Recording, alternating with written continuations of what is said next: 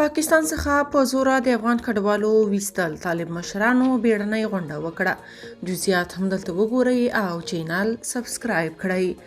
د کډوالو د ستونزو حل لپاره د طالبانو حکومت عالی کمیسیون مهمه غونډه کړې. په افغانستان کې بیا د طالبانو حکومت په جبري توګه د ورستنیدونکو کډوالو ستونزو ته د رسیدو پر لارو چارو کار پیل کړی. طالبانو وړمه ورځ د دغو کډوالو ستونزو ته د رسیدو لپاره د یو عالی کمیسیون د جوړولو اعلان وکړ چې مشري د دوی لومړی وزیر مرستیال عبدالسلام حنفي کوي او د بیلابیلو ادارو یو دېرش چارواکي غړي دي. ارګوایي دغه کمیسیون همدا تېره ورځ شنبه مهمه غونډه کړې چې د بیلابیلو کمیټو د فعالیتونو ساحه پکې تعیین او هره کمیټه موظفه شوي چې خپلې اړوندې چارې په عاجله توګه تنظیم او په خپلو دندو پیل وکړي.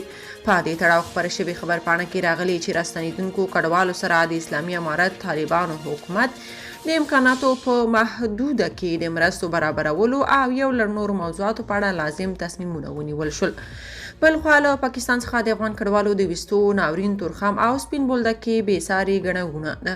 په داسې حال کې چې له پاکستانه د افغان کډوالو د وتلو مهلت په چټکۍ سره رانږدې کیږي، د تورخم او چمن له دروازو څخه هیواد ته د کډوالو د راستنېدو راپورونه ورکول کیږي.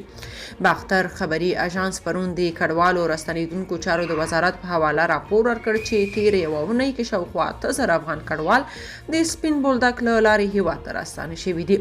د ملګرو ملتونو اړوند ادارو د جمعې په ورځ ویل چې له 2 میلیونه زیات افغان کډوال په پاکستان کې اوسي، چې له دې ډلې لږ تر لږه 6 لکه کسان د طالبانو له واکمنېدو وروسته له افغانستانه وتلي دي.